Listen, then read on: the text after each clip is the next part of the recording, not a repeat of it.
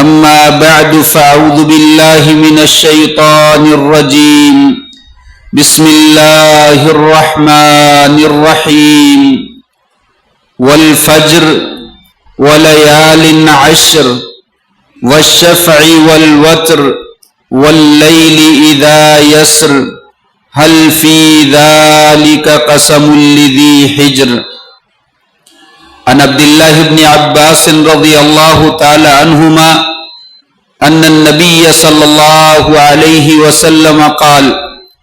ما من أيام العمل الصالح فيهن أحب إلى الله عز وجل من هذه الأيام العشر قالوا ولا الجهاد في سبيل الله قال ولا الجهاد في سبيل الله إلا رجل خرج بنفسه وماله ثم لم يرجع من شيء بذلك أو كما قال عليه الصلاة والسلام.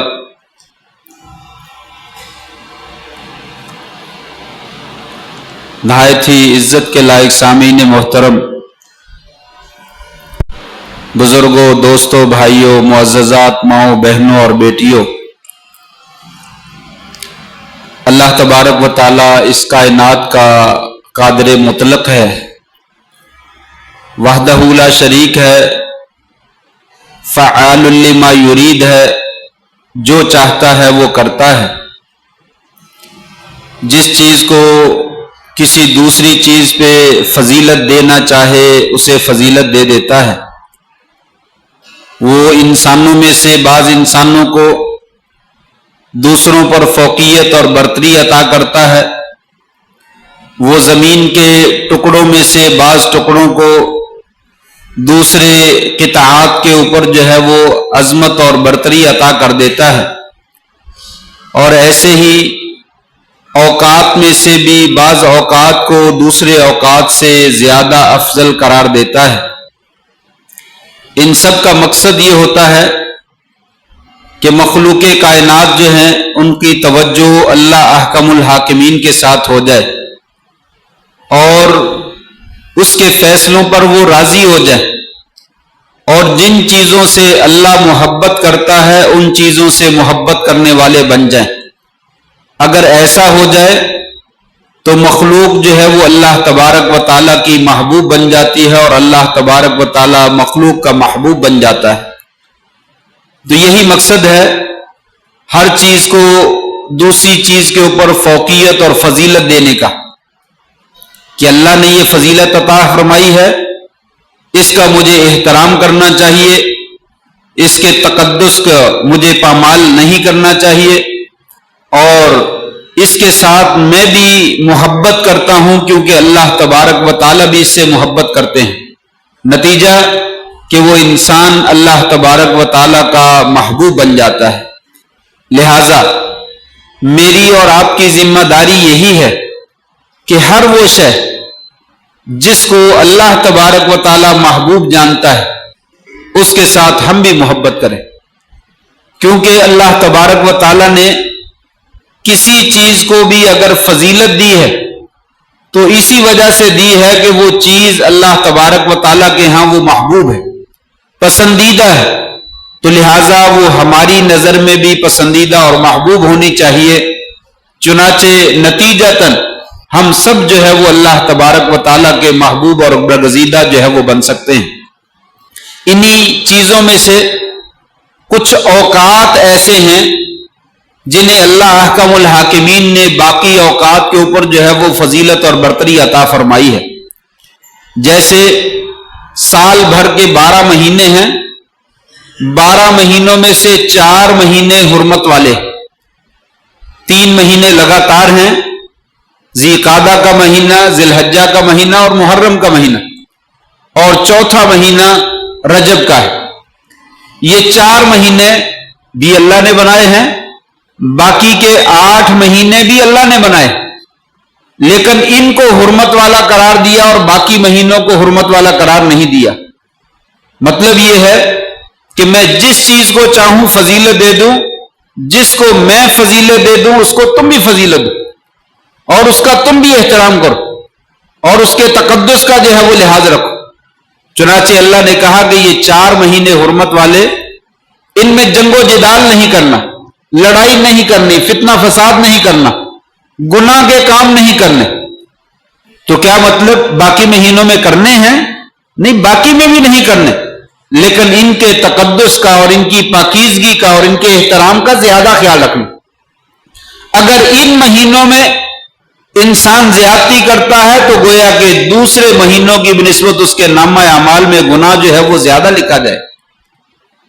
یہی معاملہ اللہ تبارک و تعالی نے یہ ذی الحجہ مہینہ حرمت والا بھی ہے، اور حرمت کے ساتھ ساتھ اس میں کچھ دنوں کو اور زیادہ فضیلت عطا فرما دی۔ یہ مہینہ جو ابھی 2-3 دن کے بعد ہمارے سروں پہ سایہ فگن ہونے والا ہے، ذی القعدہ کا مہینہ چل رہا ہے اور ذی الحجہ کا چاند طلوع ہونے والا ہے، اس کے ایام عشر پہلے 10 دن اللہ تبارک و تعالیٰ نے اس کو وہ فضیلت عطا فرمائی ہے کہ سال بھر کے کسی دن کو بھی اللہ کریم نے ایسی فضیلت جو ہے وہ عطا نہیں فرمائی۔ قرآن مجید کی میں نے سورہ فجر کی ابتدائی آیات پڑھی، اس میں والفجر ولیال عشر، قسم ہے فجر کی اور 10 راتوں کی۔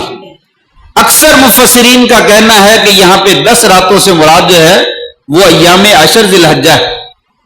ذی الحجہ کے 10 دن جو ہیں وہ اس سے مراد ہے۔ اللہ تبارک و تعالیٰ نے ان کی قسم اٹھائی ہے، اور اللہ کریم جس کی قسم اٹھاتے ہیں اس کی اہمیت کی طرف اور اس کی فضیلت کی طرف اشارہ کرنا مقصود ہے کہ میں اللہ احکم الحاکمین جس بات کی قسم اٹھاتا ہوں یقیناً وہ بڑی مہم ہے، لہذا اس کا تم بھی خیال رکھو اور اس کی تم بھی جو ہے وہ حفاظت کرو۔ اور جو حدیث میں نے پڑھی صحیح بخاری میں بھی موجود ہے،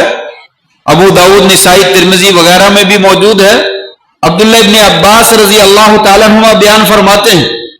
کہ نبی کریم صلی اللہ علیہ وسلم کا ارشاد گرامی ہے، ما من ایام العمل الصالح فیہن احب الی اللہ عز وجل من هذه الایام العشر،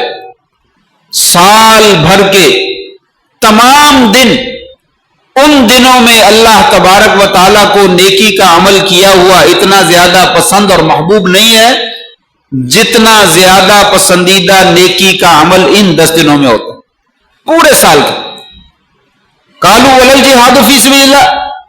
کہا کہ یا رسول اللہ، اللہ کے رستے میں جہاد کرنا بھی اتنا افضل نہیں ہے؟ کہا نہیں، جہاد کرنا بھی اتنا افضل نہیں ہے سوائے اس بندے کے رجل خرج بنفسه ومالی ثم لم يرجع من ذلك بشيء، فرمایا جو اپنی جان اور اپنا مال دونوں چیزیں لے کر جاتا ہے اور میدان جہاد میں دونوں قربان کر دیتا ہے، یہ آدمی تو افضل ہو سکتا ہے، باقی سال بھر میں کوئی عمل کرنے والا بندہ ان 10 دنوں میں اسی طرح کا عمل کرنے والے سے کبھی افضل نہیں ہو سکتا۔ حتیٰ کہ امام ابن القیم رحمہ اللہ اور شیخ الاسلام ابن تیمیہ رحمہ اللہ، ان حضرات کا کہنا ہے رمضان کا آخری عشرہ جو 10 دن ہیں وہ بھی اتنے زیادہ افضل نہیں ہیں جتنے زیادہ افضل یہ 10 ذی الحجہ کے دن۔ البتہ راتیں وہ افضل ہیں جو رمضان کی آخری 10 راتیں ہیں، جس میں لیلۃ القدر بھی آتی ہے۔ لیلۃ القدر کی وجہ سے آخری رمضان کی 10 راتیں وہ علی الاطلاق افضل ہیں، لیکن دنوں کے اعتبار سے ذی الحجہ کے 10 دن جو ہیں یہ مطلق طور پر سال بھر کے تمام دنوں سے افضل۔ اس لیے انسان کو چاہیے کہ ان ایام کی جو ہے وہ قدر کرے، ان کا احترام کرے، ان کے تقدس کا لحاظ رکھے، ان میں زیادہ سے زیادہ نیکی کے کام کرے اور ان میں برائی کے کاموں سے اجتناب کرے۔ سیم اسی طرح اسی کنڈیشن میں جیسے رمضان کے آخری ایام میں انسان بہت زیادہ عبادت کرنے کی کوشش کرتا ہے، جسے اللہ سے لگاؤ ہوتا ہے، وہ آخری عشرے میں بہت زیادہ عبادت کرتا ہے۔ فرمایا اس سے بھی بڑھ کر انسان کو چاہیے کہ ان 10 دنوں میں اللہ تبارک و تعالیٰ کی جو ہے وہ عبادت کرے۔ کیوں؟ اس لیے کہ اس میں 3 دن جو ہیں وہ بڑے افضل ہیں اور سال بھر کے دنوں میں وہ دن نہیں پائے جاتے۔ 8 ذی الحجہ یوم الترویہ، مینا والا دن، جس میں پوری دنیا سے آئے ہوئے حجاج کرام بیت اللہ کو بھی چھوڑ دیتے ہیں 8 ذی الحجہ کو مینا روانہ ہو جاتا، اسے یوم ترویہ کہا جاتا ہے۔ تو یہ بڑا افضل دن ہے۔ وہاں پہ مسجد خیف ہے، جس میں بعض روایات میں آتا ہے 70 کے قریب انبیاء ہیں جنہوں نے اس مسجد میں نماز پڑھی۔ یہ 8 ذی الحجہ کا دن ہے۔ تو یوم الترویہ کی وجہ سے اس دن کو وہ فضیلت حاصل ہے جو سال کے باقی دنوں کو حاصل نہیں۔ پھر 9 ذی الحجہ، اس میں عرفات کا دن بھی آتا ہے، اور عرفات کا دن علی الاطلاق پورے سال کے تمام دنوں سے افضل ہے، اس لیے کہ اس دن میں اللہ تبارک و تعالی اپنے بندوں کی خوب بخشش کرتے ہیں، ان پہ خوب راضی ہوتے ہیں اور ان کو خوب معاف کرتے ہیں۔ جو وہ دعائیں مانگتے ہیں ان کی دعاؤں کو قبول کیا جاتا ہے۔ اور بعض روایات میں آتا ہے کہ شیطان سب سے زیادہ ذلیل اگر کسی دن میں ہوتا ہے تو اسی دن میں ہوتا ہے، جب وہ اللہ کی رحمت کو برستے ہوئے دیکھتا ہے اور لوگوں کو دیکھتا ہے کہ اتونی شعثا غبرا، کہ ساری کائنات کی طرف سے چاروں طرف سے لوگ پراگندہ حالت میں مٹی میں ملے ہوئے بکھرے بالوں والے وہ اللہ کے حضور جو ہے وہ نذرانہ پیش کرنے کے لیے حاضر ہیں، اور ایک لباس پہنا ہوا اور ایک جگہ کا قصد کر رہے ہیں اور ایک ہی بولی بول رہے ہیں اور ایک ہی اللہ کو پکار رہے ہیں، تو ایسے میں اللہ تبارک و تعالیٰ کی رحمت برستی ہے اور شیطان تباہ و برباد ہو جاتا اور ذلیل ہو جاتا۔ اس دن کی وجہ سے بھی یہ 10 دن جو ہے وہ ذی الحجہ کے بڑے افضل ہیں۔ اور پھر 10واں ذی الحجہ یوم النحر جسے کہا جاتا ہے، یوم النحر یہ قربانی کا دن بھی ہے، اور حاجیوں کے پاس بھی یوم النحر جو ہے وہ بڑا عظیم دن ہے، اس میں بڑے عظیم اعمال جو ہیں انہوں نے سر انجام دینے ہیں۔ ان کے حج کی تکمیل اسی دن سے ہوتی ہے کہ بڑے جبرے کو کنکریاں مارنی ہیں اور قربانیاں کرنی ہیں، بال کٹوانے ہیں، بیت اللہ کا طواف کرنا ہے، صفا مروہ کی سعی کرنی ہے۔ یہ عظیم کام جو ہے 10 ذی الحجہ کو دیے کیے جاتے ہیں، اور پورا عالم اسلام 10 ذی الحجہ کو جو ہے وہ قربانیاں کرتا ہے۔ اس وجہ سے سال بھر کے تمام ایام ان دنوں کا مقابلہ نہیں کر سکتے۔ ایک مسلمان کو ان دنوں کا احترام بھی کرنا چاہیے اور ان دنوں میں عبادت بھی کرنی چاہیے۔ تو کیا عبادت کرنی چاہیے؟ سب سے پہلے تو آپ نے خود ہی فرمایا کہ اکثروا فیہن التسبیح والتحلیل والتحمید، لوگوں یہ دن افضل ہیں، اور ان دنوں میں سب سے افضل عمل جو ہے وہ کیا ہے؟ اکثروا فیہن التسبیح والتحمید والتحلیل، اس میں زیادہ سے زیادہ سبحان اللہ پڑھو، زیادہ سے زیادہ الحمدللہ پڑھو، زیادہ سے زیادہ لا الہ الا اللہ واللہ اکبر پڑھو، تکبیر زیادہ سے زیادہ کرو۔ یعنی گویا کہ یوں کہا کہ ذکر و اذکار جو ہے یہ بہت افضل عمل ہے، اور سب سے زیادہ اپنے وقت کو انسان کوئی قیمتی بنا سکتا ہے تو ذکر و اذکار سے بنا سکتا ہے۔ تو لہٰذا یہ اوقات چلتے پھرتے اٹھتے بیٹھتے آتے جاتے جب فرصت ملے انسان اپنی زبان کے ساتھ ذکر و اذکار کرے، تسبیح پڑھے، تحلیل پڑھے، تحمید پڑھے، تکبیر کہے۔ اور صحابہ کرام کے بارے میں آتا ہے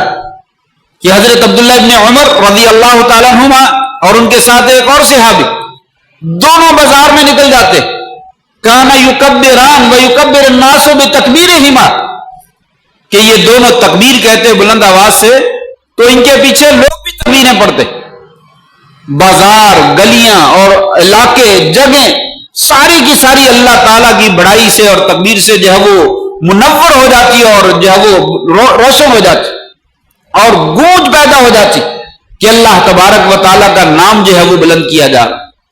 تو کہا اس میں زیادہ سے زیادہ ذکر کریں، اس لیے کہ ذکر بہت افضل عمل ہے۔ وہ مشہور حدیث ہے جس میں آپ نے فرمایا الا انبئکم بخیر اعمالکم وازکاها عند ملیککم وارفعها فی درجاتکم وخیر لکم من انفاق الذهب والفضة وخیر لکم من ان تلقوا عدوکم فتضربوا اعناقهم ويضربوا اعناقکم قالوا بلی یا رسول اللہ قال ذکر اللہ۔ کہا ایسا عمل نہ بتاؤں جو اللہ کو بڑا محبوب ہے، تمہارے میزان اعمال کے اندر بہت وزنی ہے، تمہارے لیے اعمال کو بہت پاکیزہ اور عمدہ بنا دینے والا ہے، اور تمہارے لیے سونا چاندی خرچ کرنے سے بھی زیادہ افضل ہے، تمہارے لیے جہاد کرنے سے بھی افضل ہے، ایسا جہاد جس میں تم دشمنوں کی گردنوں کو اڑاؤ، دشمن تمہاری گردنوں کو مارے، صحابہ کرام نے فوراً کہا یا رسول اللہ کیوں نہیں بتلائیے؟ آپ نے فرمایا ذکر اللہ کا ذکر، تو اس میں ذکر کیجئے، یہی ذکر خاص طور پہ افضل ترین ذکر ہے، سبحان اللہ والحمد للہ ولا الہ الا اللہ واللہ اکبر۔ آپ نے نہیں فرمایا تھا لا نقول سبحان اللہ والحمد للہ ولا الہ الا اللہ واللہ اکبر احب الی مما طلعت علیہ الشمس۔ لوگوں پوری روئے زمین پر جس دولت کے اوپر سورج کی شعائیں اور کرنیں پڑتی ہیں وہ ساری دولت میرے سامنے ڈھیر کر دی جائے تو اگر مجھے توفیق ملے تو اس کے مقابلے میں ایک مرتبہ سبحان اللہ والحمد للہ ولا الہ الا اللہ واللہ اکبر کو کہہ لینا مجھے ان تمام دولتوں سے زیادہ پیارا اور زیادہ پاک۔ گویا کہ پوری کائنات کی دولتوں کی وہ ویلیو اور وہ اہمیت نہیں ہے جتنی ویلیو اور اہمیت اس ذکر کی ہے ایک دفعہ کہنے سے۔ تو کہا اس کو کہیے، اپنا یہ پورے 10 دن جو افضل ترین دن ہیں ان میں کثرت کے ساتھ ذکر کیجیے اور سبحان اللہ والحمد للہ ولا الہ الا اللہ واللہ اکبر پڑھیے، اور خاص طور پہ اس حدیث کو بھی سامنے رکھیے جس میں ایک بدوی آپ صلی اللہ علیہ وسلم کے پاس آیا تھا اور کہا تھا یا رسول اللہ مجھے کوئی دعا تو بتلا دیں، کوئی خاص دعا بتلا دیں، میں دعا مانگ لیا کروں۔ آپ نے فرمایا تھا قل سبحان اللہ والحمد للہ ولا الہ الا اللہ واللہ اکبر۔ اس نے اپنی انگلی پہ گنے سبحان اللہ والحمد للہ ولا الہ الا اللہ واللہ اکبر، گنتے ہوئے واپس چلا گیا، تھوڑی دور گیا تو پھر واپس آ گیا۔ آپ نے فرمایا تفکر البائس، مسکین بیچارہ کسی سوچ میں پڑ گیا، واپس آ کے کہنے لگا یا رسول اللہ میں نے آپ سے دعا پوچھی تھی، دعا یہ آپ نے کہا سبحان اللہ پڑھو، یہ تو اللہ کی پاکیزگی ہے، الحمدللہ پڑھو اللہ کی تعریف ہے، لا الہ الا اللہ یہ کلمہ ہے، اللہ کی وحدانیت کا اقرار ہے، اللہ اکبر یہ اللہ کی بڑائی ہے، تکبیر ہے، میری دعا کہاں ہے جو میں نے اپنے لیے مانگنی ہے؟ میں نے تو وہ دعا آپ سے کہا تھا مجھے بتلائیے۔ تو آپ ہنس پڑے اور آپ نے کہا اللہ کے بندے تجھے معلوم ہے جب تو کہتا ہے سبحان اللہ تو آسمان سے اللہ تبارک و تعالیٰ آواز دیتے ہیں صدقت، اے میرے بندے تو نے سچ کہا، واقعتاً پاکیزگی میری ہی ہے، تو نے صحیح بیان کیا۔ جب تو کہتا ہے الحمدللہ تو آسمان سے پھر آواز آتی ہے صدقت، تو نے سچ کہا۔ جب تو کہتا ہے لا الہ الا اللہ واللہ اکبر یہ کلمات کہتا ہے پھر آواز آتی ہے صدقت صدقت، تو نے سچ کہا۔ فرمایا پھر اس کے بعد جب تو دعا مانگتا ہے اور کہتا ہے اللہم اغفر لی، یا اللہ میرے گناہوں کو معاف کر دے، آسمان والا آواز دیتا ہے قد غفرتک، جاؤ میں نے تیرے گناہوں کو معاف کر دی۔ پھر تو سوال مانگ کرتا ہے اللہم ارحمنی، یا اللہ میرے پر رحم فرما دے، آسمان والا کہتا ہے قد رحمتک، جاؤ میں نے تیرے پر رحم بھی فرما دیا۔ اور پھر تو سوال کرتا ہے اللہم ارزقنی، یا اللہ مجھے رزق بھی عطا فرما، تو آسمان والا جواب دیتا ہے جاؤ قد رزقتک، میں نے تجھے رزق بھی دے دی۔ اتنا عظیم کلمہ ہے کہ اس کے پڑھنے کے بعد جو دعا مانگی جاتی ہے عرش عظیم کا مالک جو ہے اس دعا کو رد نہیں کرتا، اس دعا کو قبول کر لیا جاتا ہے۔ فرمائیے پڑھ تو صحیح، تو کثرت کے ساتھ سبحان اللہ والحمدللہ ولا الہ الا اللہ واللہ اکبر یہ پڑھنا چاہیے۔ باقی تکبیرات بھی ان دنوں میں 10 دنوں میں عام طور پہ مسئلہ رہتا ہے کہ تکبیرات جو ہے وہ کیسے کہنی چاہیے۔ اس میں سلف صالحین سے علماء سے جو بات منقول ہے وہ یہ ہے کہ 2 قسم کی تکبیریں ہوتی ہیں، تکبیرات مطلقہ اور تکبیرات مقیدہ۔ تکبیرات مطلقہ کا مطلب یہ ہے کہ ہر وقت اور ہر جگہ پہ ان کو کہا جا سکتا ہے، صبح دوپہر شام، گھر میں، گھر سے باہر، دکان پہ، بازار میں، منڈی میں، جس وقت اور جس جگہ پڑھنا چاہیں وہ پڑھتے رہیں، یہ تکبیرات مطلقہ ہے۔ اور تکبیرات مقیدہ جو نمازوں کے بعد پڑھی جاتی ہے، فرض نماز میں سلام پھرتا ہے تو سلام پھرنے کے فوراً بعد جو تکبیر کہی جاتی ہے اس کو مقیدہ کہتے ہیں۔ اگرچہ اس کے بارے میں مرفوع روایت نہیں ہے لیکن صحابہ کرام کا، تابعین کا، علماء کا عمل ہے، وہ عمل اسی طرح ہے کہ جو تکبیرات مطلقہ ہیں جو ہر وقت ہیں، ہر جگہ پہ ہیں، وہ یکم ذی الحجہ سے شروع ہو جاتی، یکم ذی الحجہ سے شروع ہو جاتی ہیں اور جو ہے وہ 10 ذی الحجہ تک جو ہے وہ جاری رہتی، یا عرفات کے دن تک جو ہے وہ 9 ذی الحجہ تک جاری رہتی، بلکہ 9 ذی الحجہ بھی نہیں، 10 بھی نہیں، 13 ذی الحجہ تک۔ ذی الحجہ یعنی حج کے آخری دن، ایام تشریق کا جو آخری دن ہے، تکبیرات مطلقہ 13 ذی الحجہ تک جو ہے وہ باقی رہتی، یکم ذی الحجہ سے لے کر 13 تک۔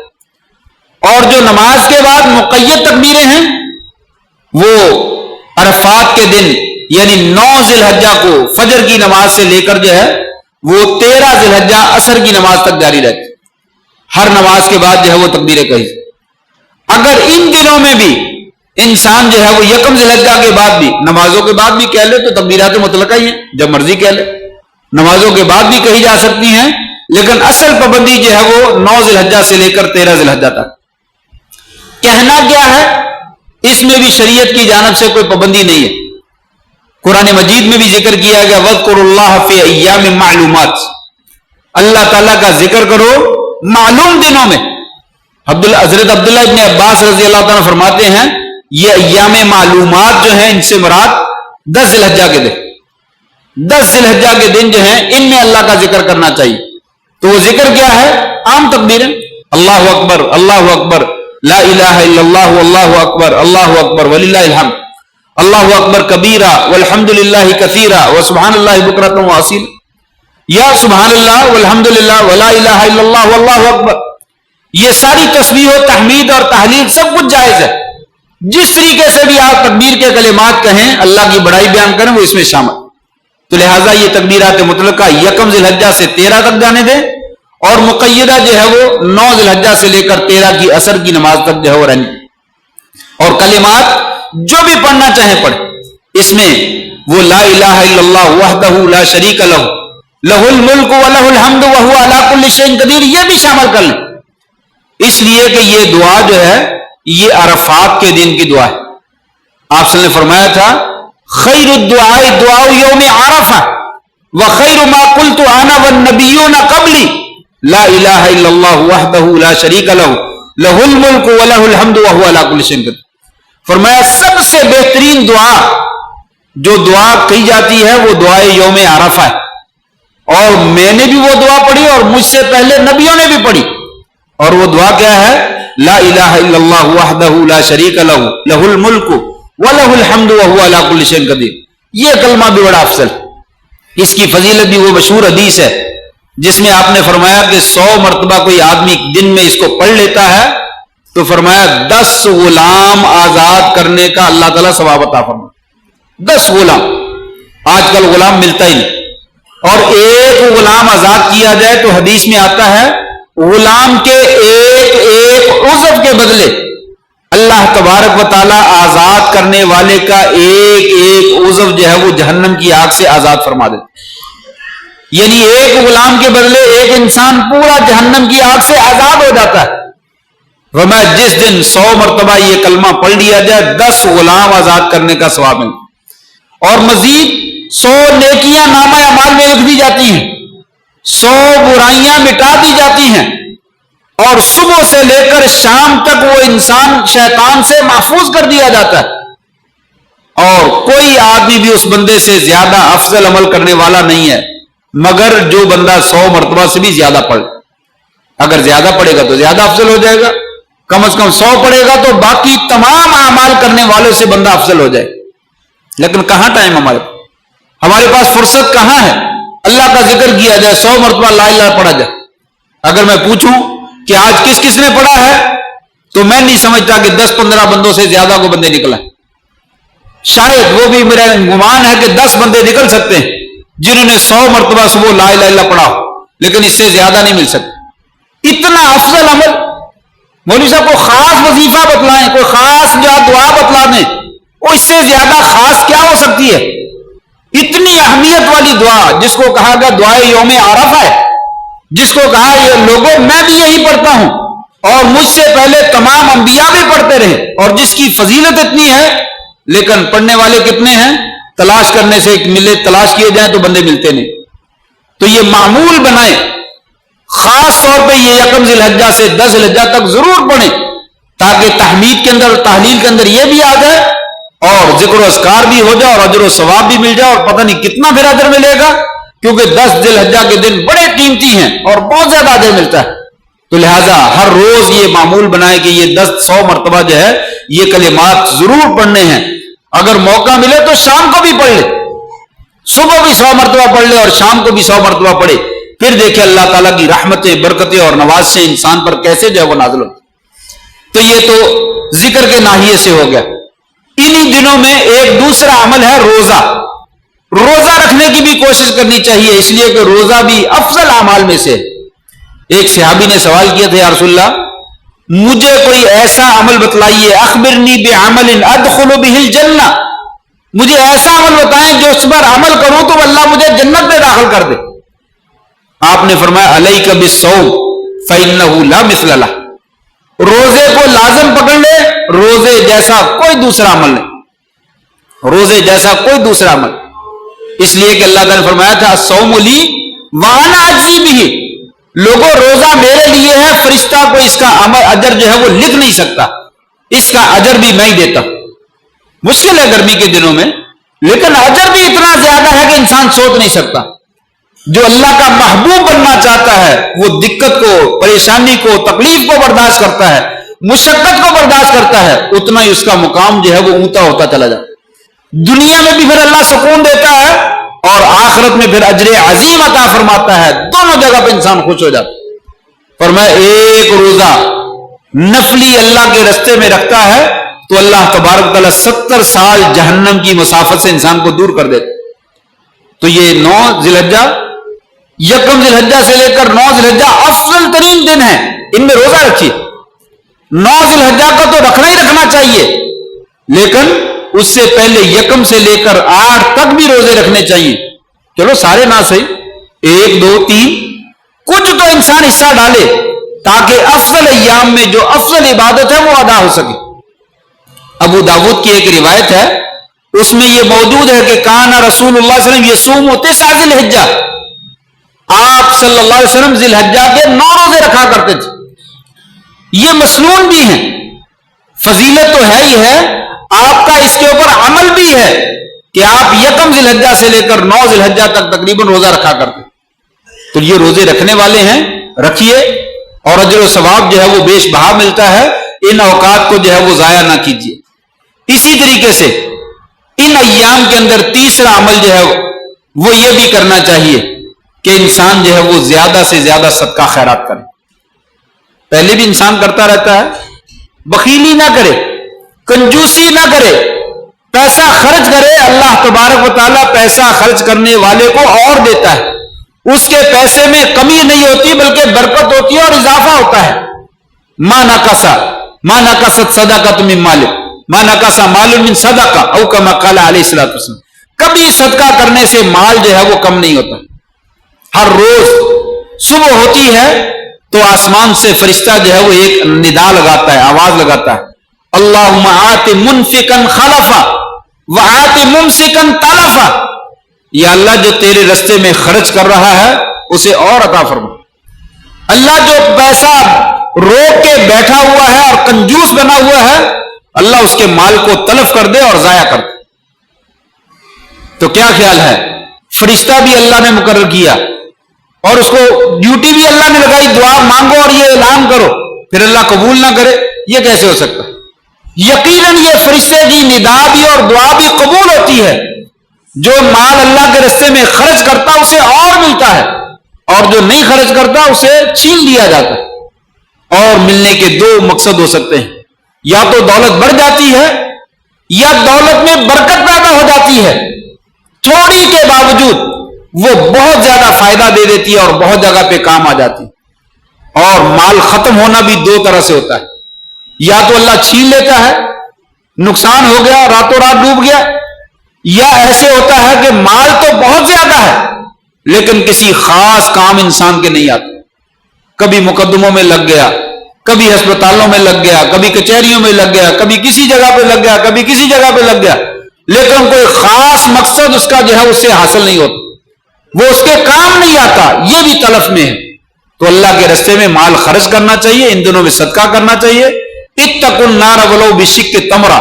لوگوں جہنم کی آگ سے بچو چاہے کھجور کے ایک حصے کے ساتھ ہی کیوں نہ ہو، ایک دانہ اور ایک دانے کا کچھ حصہ صدقہ کر کے جہنم سے بچ جاؤ۔ تو لہذا یہ اوقات بڑے قیمتی ہیں، بہت سارے اس میں عمل کیے جا سکتے ہیں، میں نے صرف 3 بنیادی عملوں کی طرف جو ہے وہ اشارہ کیا،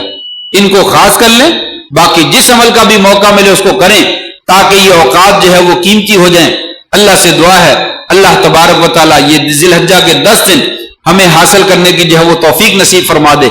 اور پھر ان کے اندر خوب ہمیں عبادت کر کے اللہ کی ذات کو راضی کرنے کی توفیق نصیب فرما دے۔ وآخر دعوانا الحمد للہ رب العالمین۔